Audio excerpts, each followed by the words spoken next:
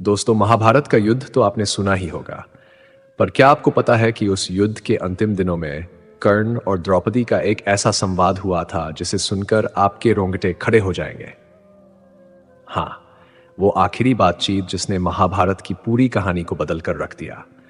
क्या आप जानना नहीं चाहेंगे कि द्रौपदी, जो कर्ण को हमेशा तिरस्कार की नजरों से देखती थी, उनके आखिरी पलों में उनसे क्या बातें की और क्यों?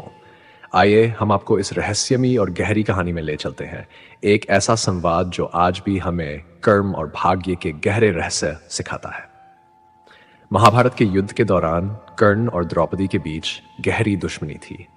द्रौपदी ने हमेशा कर्ण को नीची निगाहों से देखा और कर्ण ने भी अपना गुस्सा और तिरस्कार उनसे कभी नहीं छुपाया। लेकिन अंतिम युद्ध के दिन से एक रात पहले, जब कर्ण घायल और अकेले थे, उनके पास अचानक द्रौपदी आई।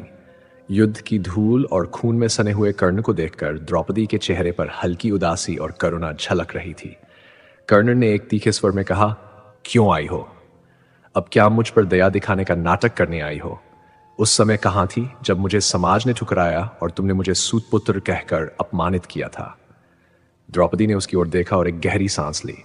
उन्होंने कहा, कर्ण, मैं यहां किसी नाटक के लिए नहीं आई हूं। मैं जानती हूं कि जो मैंने किया वह तुम्हारे प्रति अन्याय था, लेकिन मैंने तुम्हें उस दिन सूतपुत्र कहकर जिस तरह ठुकराया, वह मेरे अहंकार का परिणाम था। कर्ण की आंखों में आंसू छलकने लगे। उसने व्यंग्य से कहा, तो क्या अब तुम्हें अपने पाप का पछतावा हो रहा है? क्योंकि मैं कल युद्ध में मर सकता हूं, तो अब तुम मुझे माफ करने का अभिनय कर रही हो। द्रौपदी ने शांत स्वर में उत्तर दिया, कर्ण, मैं यहां माफी मांगने नहीं, बल्कि तुम्हें सच बताने आई हूं। जानती हूं कि मैंने तुम्हारे आत्मसम्मान को बहुत ठेस पहुंचाई, पर सच यह भी है कि तुम्हारी वीरता और शक्ति को मैंने कभी कम नहीं आंका। मेरे मन में हमेशा तुम्हारे लिए आदर था, लेकिन उस समय मेरा अहंकार मेरे सामने था, और हम सबको अपने कर्मों का फल भुगतना ही पड़ता है, चाहे वह इस जन्म में हो या अगले जन्म में। कर्ण ने हैरान होकर पूछा, तो क्या तुम मानती हो कि जो भी इस जीवन में हो रहा है वह हमारे बीते कर्मों का परिणाम है? द्रौपदी ने कहा, हाँ कर्ण, हमारे कर्म ही हमारे भाग्य का निर्माण करते हैं। मुझे अपने किए गए कर्मों का पछतावा है, और तुम्हें भी शायद इस युद्ध के बाद अपने जीवन की सच्चाई समझ आ जाएगी। कर्ण ने गहरी सांस ली और अपनी आवाज को थमाकर कहा, शायद तुम ठीक कहती हो। मैंने भी अपने जीवन में कई गलतियां की हैं। मेरी दुश्मनी अर्जुन से थी, पर मैंने तुम्हारे सामने भी कटुता दिखाई। ये मेरे अहंकार का परिणाम था। शायद यही कारण है कि मैं खुद को हमेशा अकेला महसूस करता हूं।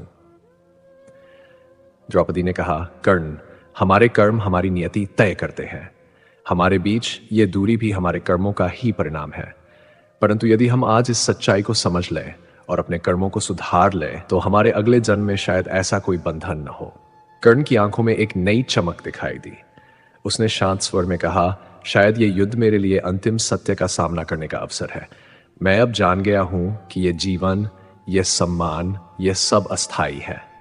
असली संपत्ति हमारे अच्छे कर्म ही है। द्रौपदी ने कर्ण की आंखों में देखा और बोली, यही सत्य है। युद्ध जीतने या हारने से बड़ा है आत्मज्ञान का युद्ध, और आज इस कठिन समय में तुमने अपनी सच्चाई को जान लिया है। अंत में कर्ण ने धीमे से कहा, शायद हमारे कर्म ही हमारे असली साथी होते हैं, जो हमें मृत्यु के बाद भी छोड़कर नहीं जाते। धन्यवाद द्रौपदी, इस सच्चाई को मुझे समझाने के लिए। दोनों ने एक दूसरे को नम्रता से देखा और फिर द्रौपदी वहां से चली गई। अगली सुबह युद्ध के मैदान में कर्ण अर्जुन के सामने खड़े थे, पर इस बार उनके मन में बदले की आग नहीं, बल्कि शांति थी। वह जानते थे कि उनके कर्मों का परिणाम उन्हें मिल रहा है, और उन्होंने इसे स्वीकार कर लिया। तो दोस्तों, महाभारत के इस अंतिम संवाद में हमें जीवन का एक बहुत बड़ा सबक मिलता है। हमारे कर्मों का फल हमें अवश्य मिलता है। ये एक अटल सत्य है। आज हम चाहे किसी भी परिस्थिति में हो, हमारे कर्म ही हमारे भाग्य का निर्माण करते हैं। तो क्यों ना हम अपने वर्तमान को सुधारें, अच्छे कर्म करें, ताकि हमारा भविष्य भी सुंदर हो।